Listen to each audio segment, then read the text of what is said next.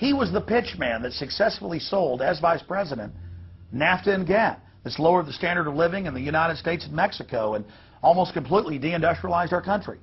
Now he's saying you should pay him and his private company, set up by Enron, a carbon tax on breathing. Look, if you want to buy Al Gore's propaganda, go ahead. But before you do that, you should at least look into the claims he's making. There was a meeting in the White House in 1998 between Al Gore and Bill Clinton, Ken Lay, and Lord Brown. Okay, well, who were these people? Well, we know the president, the vice president. Ken Lay, of course, was the president of Enron.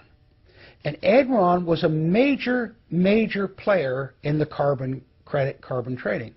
And in fact, stood to make an enormous amount of money out of it. And so it was part of I think, part of the collapse of Enron. And Lord Brown, of course, was the head of the largest oil company in the world. And they were looking to buy into this, as is happening now, where the energy companies are becoming the big promoters of, oh, we got to go green, we got to go to alternate energies, and all of this this stuff. They saw a business opportunity and leapt onto it, and one that would make them look green again. When it came time for the 1,200-plus page greenhouse gas emission and carbon legislation to be voted on, the Speaker of the House, Nancy Pelosi, would not let the Republicans, or even members of her own party, see the bill until minutes before the vote. Republican Minority Leader John Boehner engaged in a rare House filibuster and read shocking section after shocking section from the legislation. Now, I really hate to do this, but when you file a 300-page amendment at 3:09 a.m., the American people have a right to know what's in this bill and have a right to know what we're voting on.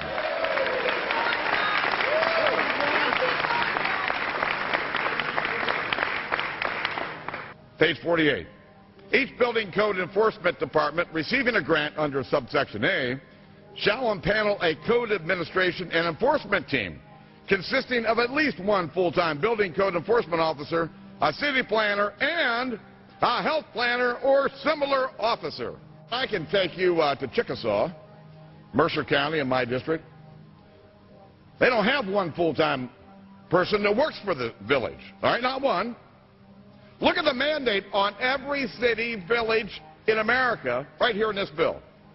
So that we're not only going to tell you what the codes are going to be, but we're going to tell you how many people you need to hire to enforce this. Page 41, determine any geographic area within the contiguous United States that lacks a federal power marketing agency.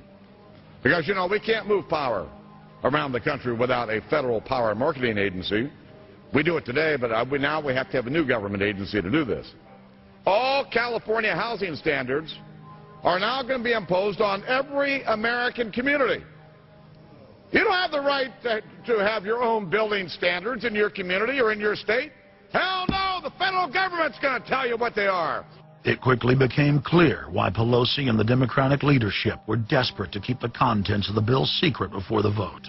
Now, because of this underlying bill, the federal government will virtually have control over every aspect of lives for the American people. It is time to stand up and say, we get to choose. We choose liberty or we choose tyranny. It's one of the two. The underlying bill represents the tyranny and the intervention of the federal government. It's our choice. What will we choose today? Will we choose liberty or will we choose tyranny? And I know that we'll be facing the single moms that heard from last summer. They can't afford the gasoline bill. They can't afford the propane. You didn't do a great thing. You hurt some really decent families struggling, trying to make it, and this is going to be their death knell. It breaks my heart. I yield back. It is, of course, a carbon tax on economic activity, farming, manufacturing, real production here inside the United States. It would tend to shut down even those miserable remains of an industrial economy that we still have after the collapse of the Detroit automakers and their related subcontractors and so forth. Every home and business in the United States would be federally regulated and controlled. Mandatory home inspections will be carried out. by federal inspectors, and it's all at the expense of the homeowner. In New York, they're called the environmental police. On this day, a surprise visit to a market in Brooklyn's Chinatown. And every day you're not in compliance, you face huge fines. Go to page 235.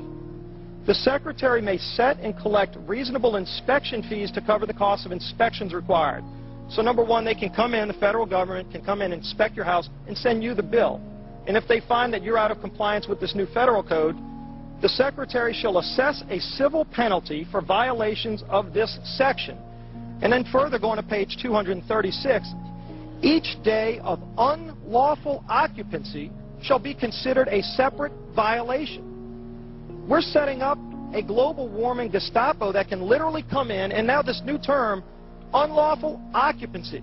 So now living in your home is considered unlawful under this bill. This is ludicrous. Worst of all, carbon czars in more than 35 federal agencies are given unlimited dictatorial power to tax all forms of carbon and carbon emissions. The Commissar Green Police openly brag that they will have the power to selectively enforce the new edicts on a case-by-case basis. It's funny because when I tell people what I do for a living, the first response usually is, "You're with the environmental police?" There is no environment in New York City. With this new power, the green mafia can take over the entire economy through selective enforcement. We know, Madam Speaker, that this national energy tax will cost the American people $2 trillion. We know that. We know this will result in a loss of 2.5 million jobs every year for the American people. We know that. We know this will result in a reduced standard of living for Americans. We know that. What is the point and what's the benefit? The same central banks that have stolen more than $50 trillion from national treasuries across the planet are now creating a new derivatives fraud through the cap-and-trade carbon tax system that dwarfs their previous Ponzi schemes. We've just watched a financial meltdown in this country, the likes of which hasn't been seen in some time. Now, if people like credit default swaps, they're really going to like the carbon swaps that are going to occur and the carbon future swaps. We spent a full day in this committee last summer talking about the manipulation of the energy futures market in oil. We're going to create, I fear, another such system that people who have an inclination to react dishonestly to systems are going to actually have a new opportunity. Is that not a problem? A select group of central banks are lobbying for the same legislation to be passed worldwide. Once the so-called green economy laws are in place, only global megacorporations and their subsidiaries will be allowed to do business. Van Jones, Barack Obama's first green job czar, has stated repeatedly on the record that the new green economy is only a cover for a complete revolution against capitalism and the total redistribution of wealth. But what Van Jones doesn't tell his sad followers is that the elite are bragging that the modern green movement was designed from its creation to destroy the middle class and transfer all wealth into the hands of a super elite. They're not doing this to uplift the poor. No, the goal is to enslave the planet and usher in a new dark age. Every nation on Earth is in the process of, or has already passed, its own set of carbon tax laws and regulations. If their plan is successful, every nation on Earth will not only pay tribute to the powerful world government, but every facet of human life will be regulated by the technocratic global planners. Under the carbon tax scheme, China, India, Mexico, and over 150 other nations are exempt from the global tax system. You see, the bankers already own and control the third world. Their final target is the middle class of the West. Once they've dismantled the economies of the United States, Europe, and Japan, they believe no one can stand in their way. In short, the New World Order is a global corporate takeover. In their global corporate state, there is no room for individuality, sovereignty, or independence. As their program begins to face more and more opposition, lawmakers and supporters of the man-made global warming hypothesis want laws to be passed, making it illegal to question their theories. Recently, the head of Greenpeace was forced to admit that the Arctic and Antarctic ice caps grow in the winter and shrink in the summer, and that this is all part of a natural process driven by the tilt of the Earth and the Sun.